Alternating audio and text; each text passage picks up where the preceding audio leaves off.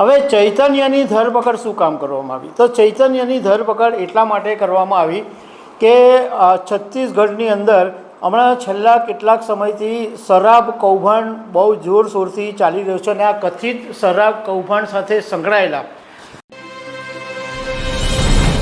કોંગ્રેસને મોટો ઝટકો લાગે એવા એક સમાચાર સામે આવ્યા છે।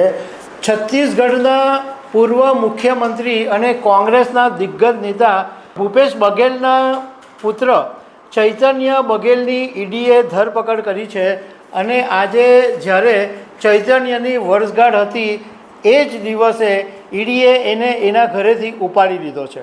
તો આના વિશે હું તમારી સાથે વાત કરીશ। મારું નામ રાજેશ શાહ છે અને તમે જોઈ રહ્યા છો ગુજરાતના સૌથી મોટા ડિજિટલ ન્યૂઝ પ્લેટફોર્મ ખબર છે.com। એન્ફોર્સમેન્ટ ડિરેક્ટરેટ ઈડીએ આજે સવારે ભૂપેન્દ્ર બઘેલના ભિલાઈ ખાતે આવેલા બંગલા ઉપર આજે વહેલી સવારે દરોડા પાડ્યા હતા। સવારે 6:30 વાગે ઈડીના 3 વાહનો ભૂપેશ બઘેલના ઘરે પહોંચી ગયા હતા અને ભૂપેશ બઘેલના પુત્ર ચૈતન્ય બઘેલની ધરપકડ કરી લેવામાં આવી। ચૈતન્યની આજે બર્થડે હતી અને એ જ દિવસે ઈડીએના અધિકારીઓએ એને ઉપાડી લીધો હતો।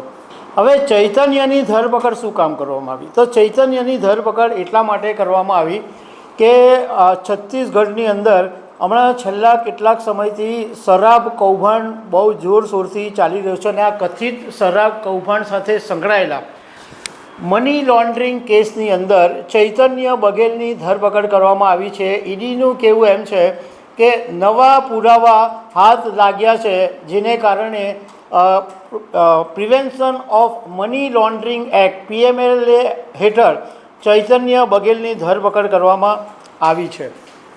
તમને ખ્યાલ હશે કે જ્યારે છત્તીસગઢ વિધાનસભાની ચૂંટણી હતી એ પહેલાં છત્તીસગઢના પૂર્વ મુખ્યમંત્રી ભૂપેશ બઘેલની સામે એક મોટો આરોપ લગાવવામાં આવેલો હતો કે મહાદેવ બેટ એપ્લિકેશનનું જે કૌભાંડ છે એમાં ભૂપેશ બઘેલની સંડોવણી છે એવા મોટા આરોપ લગાવ્યા હતા અને એ પછી ભૂપેશ બઘેલની વિધાનસભામાં મતલબમાં એમનું મુખ્યમંત્રી જે ચૂંટણી થઈ એમાં ભાજપ ગઠબંધનની જીત થઈ।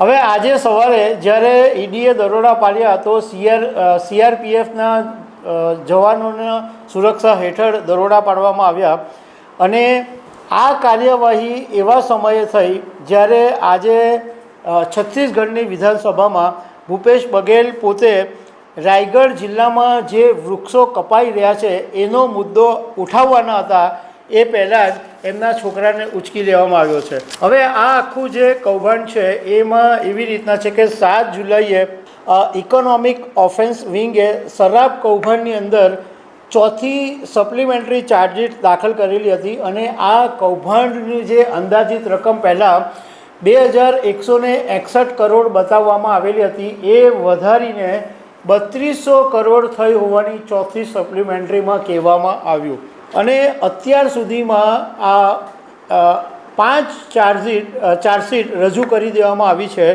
અને આ કૌભાંડની અંદર 29 જેટલા એક્સાઇઝ ઓફિસર્સના આરોપીઓ તરીકે નામ સામેલ છે।